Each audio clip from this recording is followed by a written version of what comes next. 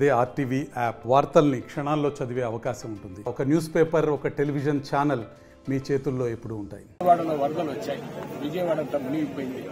ఇలాంటి పరిస్థితుల్లో నిజంగా వాళ్ళ ప్రజలకు దాన్ని డైవర్ట్ చేసే దానికోసం ఏదో ఒకటి రోజు ఒకటి చెప్పడం జరుగుతూ ఉంది. గతంలో ప్రకాశం బ్యారేజీని ముఖ్యమంత్రి గారు దాన్ని బ్యారేజీని పడగొట్టాలని పడవలు పంపించడం జరిగింది అని గతంలో మాట్లాడడం జరిగింది. ఈ రోజు మరలా కొద్ది రోజుల తర్వాత తిరుమల లడ్డులో నిజంగా వెంకటేశ్వర స్వామి లడ్డులో ఏ దుర్మార్గుడైనా ఎవడైనా ఆ జంతువుల కొవ్వును కానీ ఇంకొక దాన్ని కానీ కలిపే ఆలోచన ఎవరైనా చేస్తారా? నిజంగా ఇలాంటి దుర్మార్గమైన మాటలు ఒక ముఖ్యమంత్రి స్థాయి వ్యక్తి మాట్లాడడం చాలా బాధాకరం, చాలా దారుణం.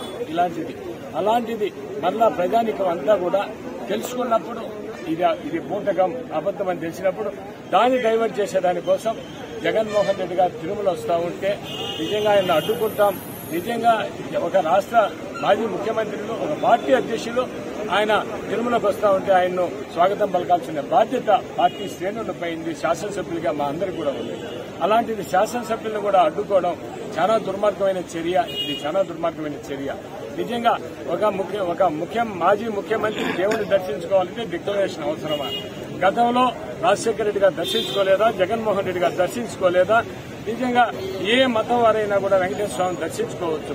వాళ్ళు గుళ్ళకి పోయేటప్పుడు మీరే మతం అని ఎవరైనా అడుగుతారా? ఎందుకంటే ఎవరు హిందూ కావచ్చు, ముస్లిం కావచ్చు, క్రిస్టియన్ కావచ్చు, వారి మతాలకు వారికి నమ్మకం ఉంటుంది.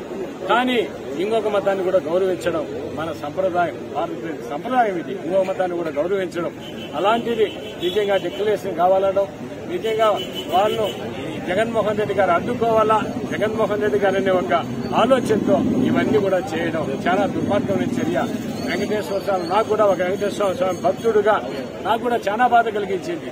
నేను కూడా తిరుమల పోవాలనుకుంటే అడ్డుకోవడం ఎంత దుర్మార్గమైన చర్య ఇదని అయింది. ఇది వెంకటేశ్వర స్వామి కూడా తప్పు చేసిన వాడిని ఎవరైనా కూడా శిక్షిస్తాడు. ఆయన తప్పకుండా ఇలాంటి దుర్మార్గమైన ఆలోచనలు మానుకోవాలా. భగవంతుని కూడా రాజకీయాలకు ఇచ్చడం అనేది చాలా దుర్మార్గమైన చర్య అని తెలియజేస్తూ ఓం నమో వెంకటేశాయ, ఓం నమో వెంకటేశాయ.